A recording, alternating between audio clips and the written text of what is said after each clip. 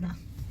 Eu am fost acum la check-up de ochi și nimic nu s-a schimbat, totul este bine. Cum și aveam astigmatism 0,75 la un ochi și 0,5 la alt ochi, așa și a rămas deja de 3 ani.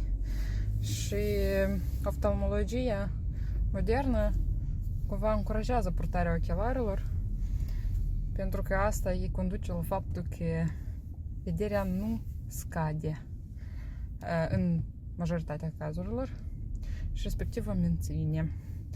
Așa că verificați-vă ochii.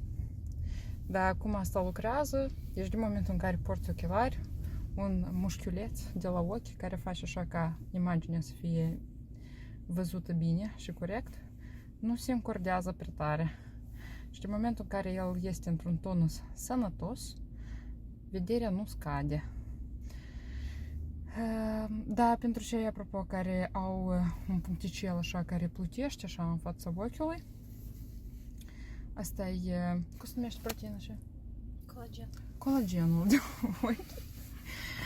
Colagenul de ochi care scade, nu cu vârsta, inclusiv și de așa apar riduri și alte chestii, pentru că colagenul este în mai multe țesuturi. Deci eu acum nu sunt cu ochelari din cauza că eu nu văd normal, din cauza că am picături de cele în ochi.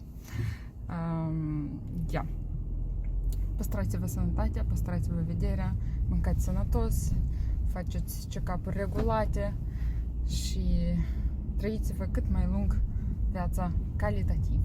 Așa. Cum se pune pauză când văd?